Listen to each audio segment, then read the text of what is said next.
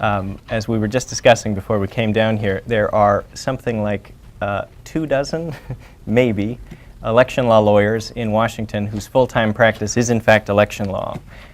These are the people who run the political world, and he's among them.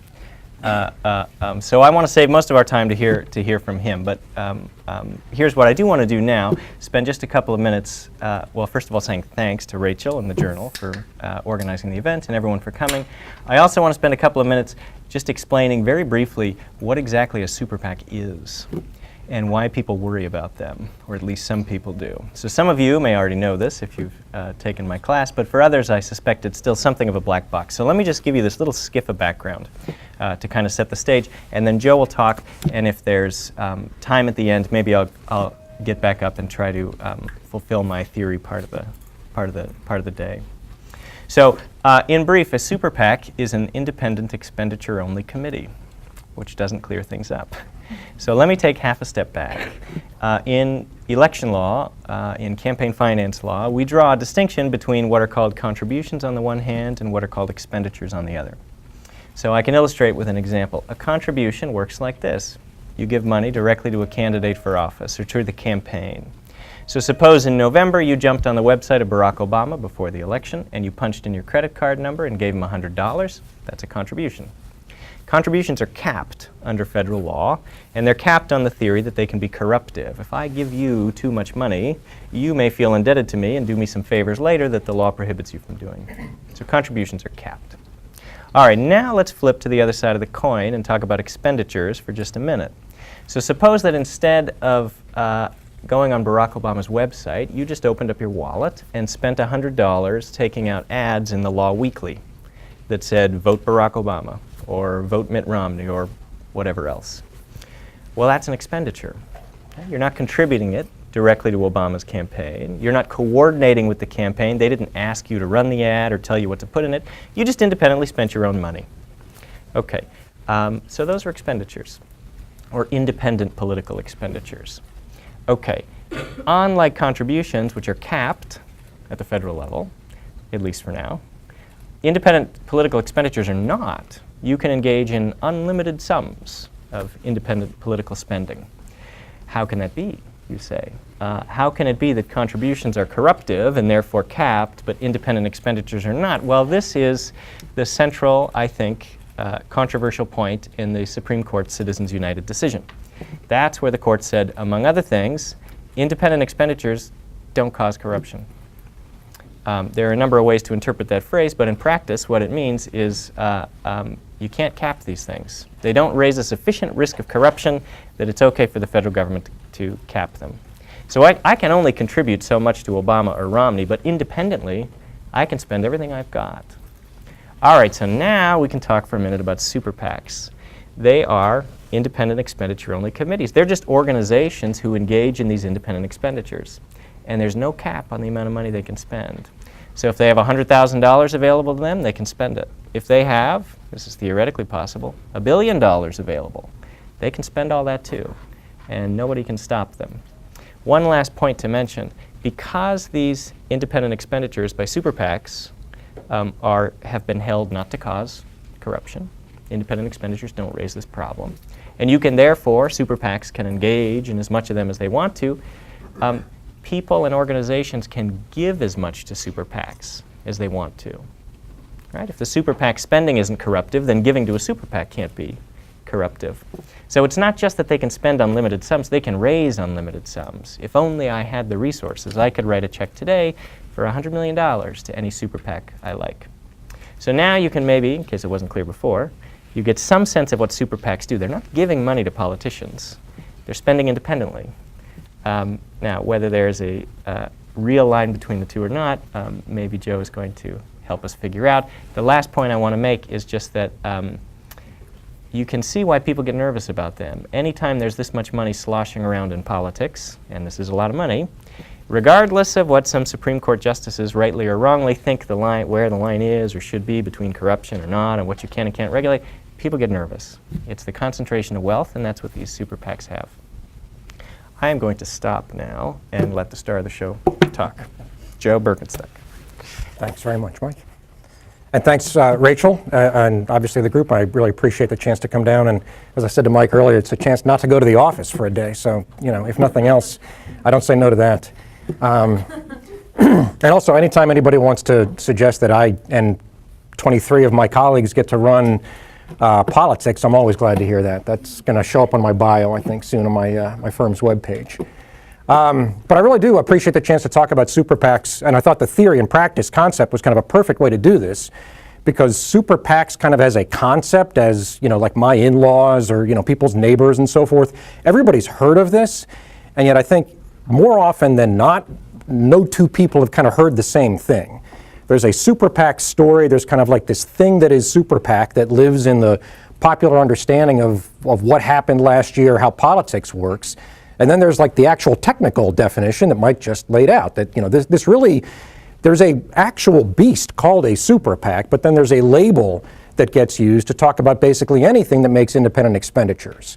I'm going to get into a couple of stories of, you know, fact patterns, I suppose, that illustrate some of that contribution and expenditure distinction that Mike talked about. But I think the starting point for this is to bear in mind that there are actually a lot of different kinds of groups that now make independent expenditures, and even were making independent expenditures before Citizens United. There's, again, I think, an understanding sometimes of that case as this massive sea change in the law, when I don't really think that's a fair way to consider it. It was a change in the law, but kind of an incremental one. And maybe over the course of the next 10, 15 minutes, I might get a chance to kind of explain why I see it that way, and maybe think about where things are going to go, you know, from here. But no event that involves super PACs should ever really get going without talking about Stephen Colbert. As you probably know, Trevor Potter is the head of my practice group and is, you know, obviously an active practitioner in the field. And I thought I'd quickly start with an explanation of how Trevor came to be on the Colbert Report.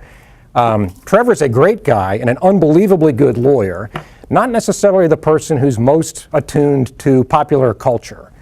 There was actually a McCain ad in 2008, which I found out about afterwards. Obviously, it had nothing to do with the McCain campaign, but there was that ad that they ran about Obama as a celebrity in Europe, you know, traveling Europe and kind of being, you know, faded by these fawning crowds. And at some point, they worked in visuals of Paris Hilton and Britney Spears. And apparently when Trevor and our associate Matt Sanderson were vetting the ad, everybody, you know, all right, that looks fine, I think that's okay. And Trevor said, well, we're going to need releases though, right, from those two young blonde ladies. I mean, they need to be, we need their authority to use their likeness. And it had to be pointed out to him that actually they are fairly well-known celebrities themselves. They're newsworthy. We're really not going to have an issue with, you know, the use of their images. So with that in mind, imagine the phone call that Trevor gets from a producer for the Colbert Report. We're thinking about starting to work with super PACs a little bit. We think we might want to do a segment. We're going to put you on camera and do a quick interview with you. Well, Trevor takes that story to myself and to Matt to say, what do you think? Is this a good idea? And of course, Matt and I look at each other and think, all right, there's two ways this could go. You could be the, you know, the serious person that they interview and take seriously and use as an actual subject matter expert, or you could be the guy with the big nose and the long shoes and the, you know, bozo hat, and they could really give you the full chump ride. So we were happy enough to be able to go back and forth with the producers to say, look, if you want Trevor to be your serious interview subject, we are of course thrilled, you know, he would be thrilled, he is thrilled to engage in that, but we were able to help Trevor push through that a little bit to make sure that they only had the serious version in mind and not the buffoon guest version in mind. But the serious point about that is, at the time that began, I don't think anybody had any idea how salient that was going to get. They are an incredibly creative group of people, needless to say. They are unbelievably sharp and fast. Among all of the work that I've done in 20 years, that Trevor's done over 30 years, I thought it was one of the most challenging projects to work on, in the sense of, we're going to start shooting in 15 minutes. Here's the idea. And, you know, these two jaded old Washington hands kind of look at each other like that is absolutely the first time I've ever thought about that prospect in any way, shape, or form. And so you have this race to try to get it all figured out. But I mean, in terms of illustrating what a super PAC is and the dangers that it poses, I don't think any Nobody, academic practitioner or otherwise, has had as much success shining a light on what those issues entail as Stephen Colbert did over the course of the last year. You might, if you were a fan of the show, you'll recall a couple of instances where he was going to hand the PAC off to Jon Stewart because he was going to run for the president of South Carolina, which we are, of course, very careful to make sure he was always consistent in saying president of South Carolina, because really there were a lot of other people following that effort who were probably not thrilled that he was making light of what people consider to be very serious rules and would have loved to get the chance to actually catch him out on an actual legal violation. So the issues of coordination, for example, as they highlighted back and forth, I can't tell you to run that ad. I can't ask you to run that ad. And there was one I recall where John was talking about two different cities. Should we put it up in Charleston or should we put it up in Columbia, South Carolina? And Colbert kept smiling or frowning depending on which, where the ad was going to go. As a matter of law, that was probably coordination. If they were actually doing that, if Colbert were actually a candidate and the resulting ads would actually be expenditures advocating for Colbert as president, that would really have been visual proof of coordination. But it illustrates, I think, sometimes also how technical those rules can get. If he hadn't been smiling or frowning, but instead he had been asking his own consultants, would it make more sense to do this in Columbia or in Charleston? What those consultants would have done is go to the CMAG database or a lot of other publicly available sources of information which let you know where the candidate is running their ads. So it's not a big secret. It's not like nobody can tell what a particular person's strategy is. I just need to go look up, well, where are your ads running? Are you full? Is there time to be had there? If so, I'll throw a few gross rating points in there too. If you're not advertising in Montana because maybe Montana's written off and you don't need to worry about those electoral votes, well, I'll skip that one. So the idea of coordination is something that flows from kind of like the smile versus the frown or the winks and the nods and so forth. That is actually what gets regulated. But it's not a mode of regulation that actually gets you very far. There's not much that forecloses beyond very direct, I really appreciate ads about this topic, for example, but I wouldn't want to see ads run about this other topic. The other thing I think to bear in mind on that point as well, if you look at how super PACs came to pass, how did we get to the point where we have this independent expenditure vehicle now? It's really a series of cases that never presented the actual facts that super PACs present now. Nobody litigated super PACs as you saw them in 2012. This grows out of Buckley, which made the contribution expenditure distinction in the first place. MCFL would be in there, nonprofit organization that was undertaking some relatively minor independent expenditures, all with money provided by individuals, so no business corporations involved in funding the MCFL group. There were rules at the time, and at least there could be rules today that would require disclosure of every dollar spent on that kind of independent expenditure. But you didn't really see them really explode until you saw a fact pattern that allowed them, for one, not to be disclosed. Well, that was never litigated. Look again at even Citizens United. That wasn't a case that presented a challenge to the disclosure rules, at least not initially. And even once the decision actually came down, you had 8 votes saying, we completely support disclosure. Of course it's permissible to require disclosure of these sorts of information. The Kennedy opinion, actually, the CU opinion, is really kind of illustrative on this. He's got several sections in there where he really lauds the idea of how the internet is going to make this more palatable. The risks posed by enormous independent expenditures will be lesser in his eye because the internet will make that sort of disclosures instantly available. Everybody can judge for themselves, shareholders, customers, what have you. Everybody can make their own conclusions about the funding of the ad. Well, Kennedy himself was in a position to realize that's not the case. If a for-profit corporation can run its own ad and there's nothing to disclose. It'll just say Exxon Corporation paid for this ad. Well, if Exxon gives to, the Colbert version was Super PAC SHH, you might recall. He set up his shell. It was going to be Anonymous Shell Corporation, I think, for a while. And I think it was on the episode at some point. They decided to change the name to Super PAC, Colbert Super PAC SHH. And it's not technically a super PAC. Exactly. It's my favorite. Absolutely right. But that's the point. The idea was, well, yeah, viewers can make their own conclusions. They'll judge for themselves whether this is fair or unfair. Not only viewers, but again, customers, shareholders, they'll make their judgments. If I own Exxon, or 1/1,000,000th of a percent of Exxon, if I'm not happy with the way that they're spending their money politically, maybe I'll sell my shares. Well, that presumes that you know. But if the money goes into the SHH first, and from the SHH it goes over to the Super PAC, or as we saw increasingly over the course of last year, they leave the technical Super PAC out of the equation. Don't give the money to anything that is a PAC. It never reaches a political committee at all. If the dollars are spent directly by the 501c4, then that's the only disclosure you get. You get the disclosure that says paid for by Colbert Super PAC SHH, period. When they file, it's called a Form 9. When they file this document with the FEC, they show every vendor that they paid to create the ad, and they identify by name any donor that gave funds in furtherance of the reported communication. So if a corporation or individual gives to SHH to say, I want to run that ad right there. You showed me the storyboards. We worked on the script. I know the buy schedule. That's the one I want to pay for. That donor must be disclosed.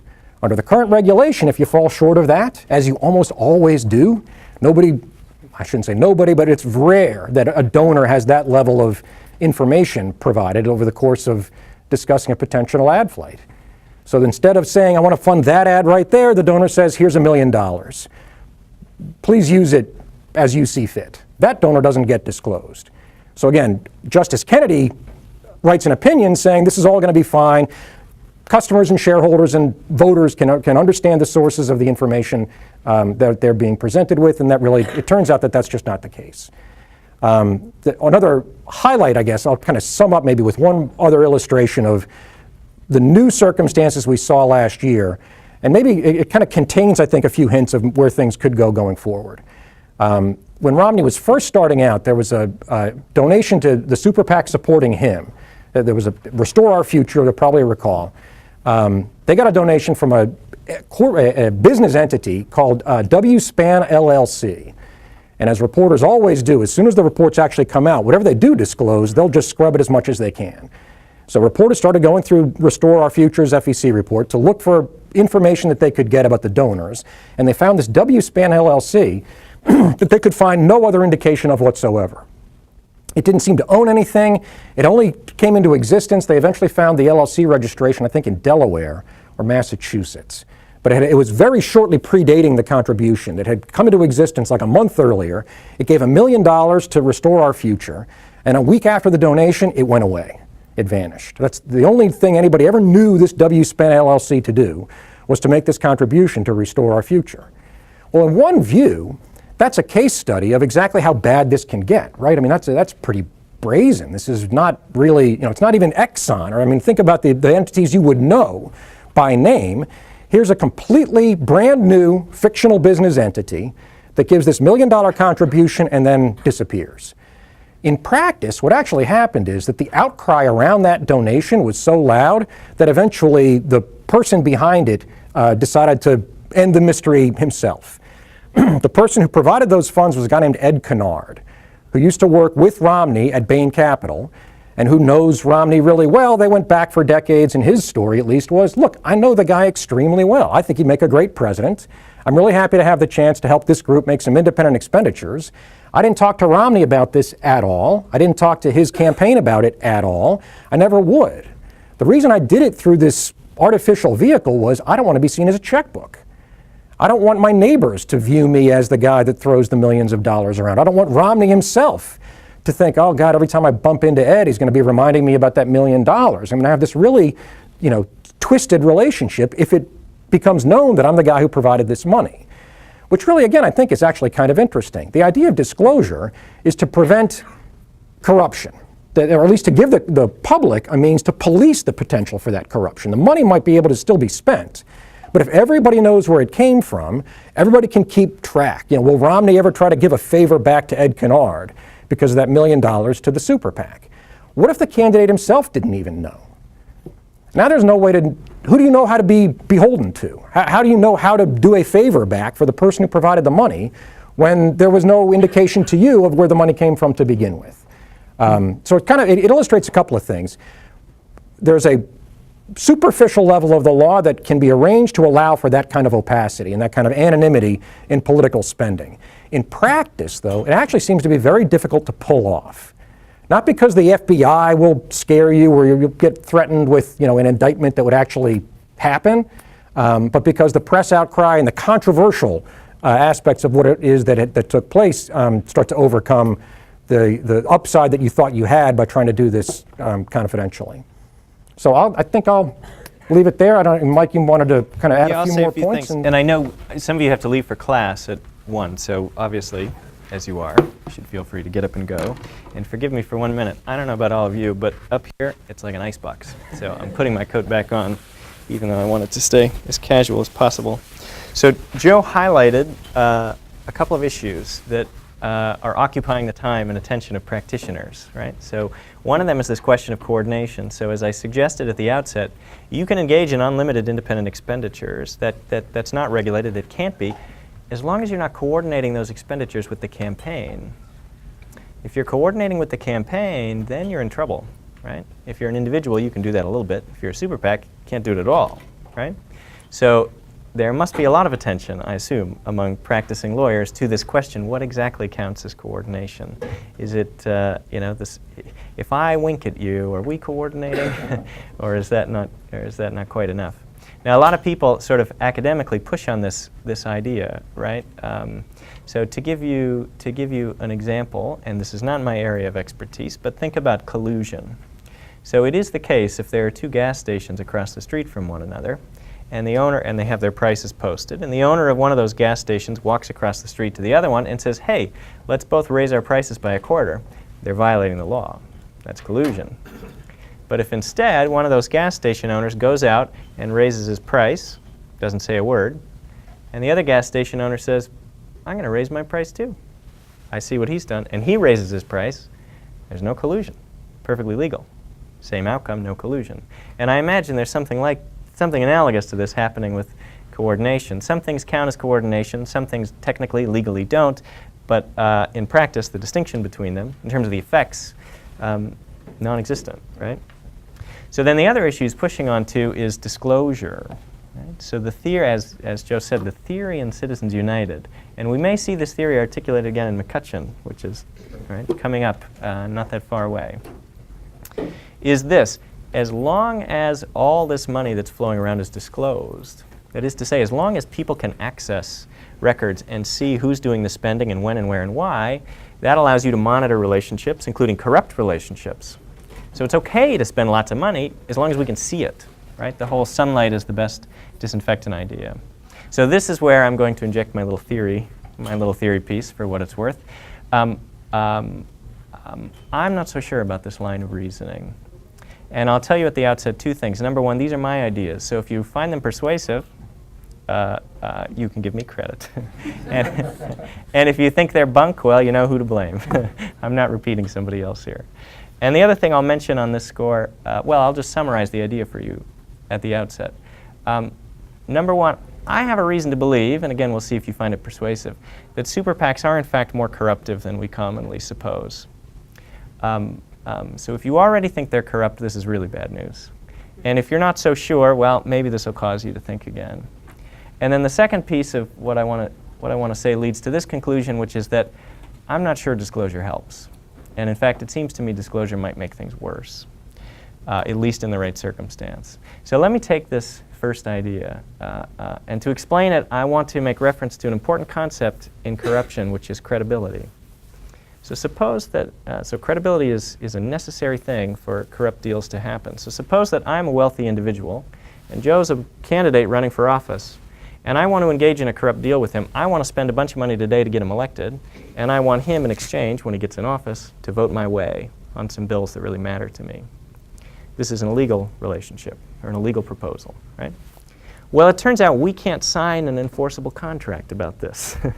We can't sign a deal under which I agree to spend and he agrees to vote, and if one of us violates, you pay damages enforceable in court. You can't do that. So in order for this to happen, we need to have an informal agreement, and that means we need credibility. So here's my position. I'm thinking, well, I'm inclined to spend this money to help him get elected if tomorrow he's credible and he's going to vote my way. On the other hand, if he's not credible, I could spend all this money today and then he's going to get in office and who knows what he's going to do, then of course I'm less inclined to spend this money, right? So I need to assess his credibility. Now it can go the other way too. Okay, so now suppose that I'm the politician and I'm not running for office, I'm already in office. I just got elected, I'm a senator, I have 6 years to go before I have to worry about this again. And he comes to me, he's now the wealthy individual of the Super PAC, and he says, I would really like you to vote my way on this bill tomorrow. And in exchange, 6 years hence, I'll spend a lot of money to help you get reelected. Well, see, now I have to make the credibility determination. Is he going to be there to help me in 6 years? If the answer is yes, I'm more inclined to vote his way. If the answer is no, he's going to be in Mexico by then I'm not inclined to vote his way. So I have to make a credibility determination. Okay, now here's where Super PACs come into play. So it used to be, before Super PACs, the wealthy individual who says he's going to help me in 6 years, he couldn't credibly commit to do that today. I mean, he could make a $2,000 contribution to my campaign or something, but that's not enough to buy my vote. He could tell me, oh, I promise I'm going to open up my wallet in 6 years. Well, promises, talk's cheap, right? Well, now we have Super PACs. We have a vehicle that is operating today, 6 years before I'm going to run for re-election, and he can today put $1 million in that Super PAC. And I know that or I can take some degree of confidence that in 6 years, that money's there, right? So it's the availability of a Super PAC and the ability to give it unlimited sums of money, even if you're not sure it's going to help the candidate 100%, maybe not be as helpful as money contributed directly to the candidate, it still helps to some degree, right? Allows you to overcome one of these credibility problems that could ordinarily prevent corruption from happening. So this is an idea that I don't think people have talked about, right, I'm an academic wallowing in obscurity. They may never talk about it, but it strikes me as an important idea. And now I want to turn to the disclosure question. So remember the idea, and it relates to credibility again. So remember the argument here. The idea is, well, as long as there's disclosure of who's spending money, where and when, everyone can observe it, that ought to dampen corruption. Okay, that much seems right to me. If it's easier to observe the corrupt deals, that is raising the cost of corruption because it's raising the likelihood that you'll get caught. And of course, the penalties are steep. These are felonies. You can go to prison for this sort of thing. So on the one hand, the conventional wisdom seems right. Disclosure ought to combat corruption because it makes it easier to monitor corrupt deals. But there's, I think, another side of the story, too. Disclosure can also facilitate corruption by aiding in credibility determinations. So let's return to my scenario, right? I am the wealthy individual, or Super PAC, and I'm thinking of spending a lot of money to get this guy elected. Well, is he going to follow through on his end of the deal and deliver the votes tomorrow? I don't know. I have to figure out if he's credible.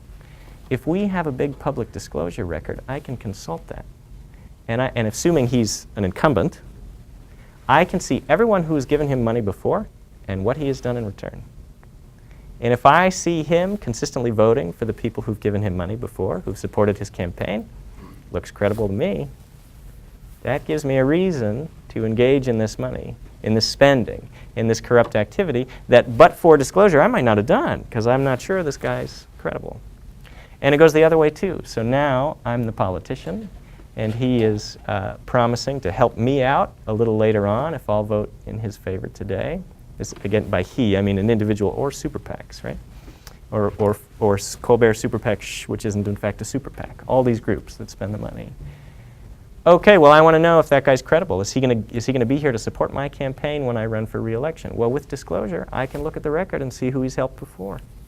Does he routinely spend lots of money to assist politicians who vote the way he likes? If the answer is yes, it looks pretty credible to me. And I will engage in a corrupt deal that I otherwise maybe would have been hesitant about. So I think the disclosure argument is quite complicated. We have this conventional wisdom, and it seems right to me. On the one hand, disclosure ought to combat corruption. It raises the price of corruption because it raises the likelihood you're going to get caught. But on the other hand, disclosure facilitates corruption, or at least it can. It makes it easier in the right circumstance to make the kinds of credibility determinations that are necessary for corruption to happen. So we have these countervailing effects. Now, it could be that the monitoring effect outweighs the effect I've identified, which means that on balance, disclosure does combat corruption, just maybe not by as much as people thought. But it also seems possible to me it cuts the other way.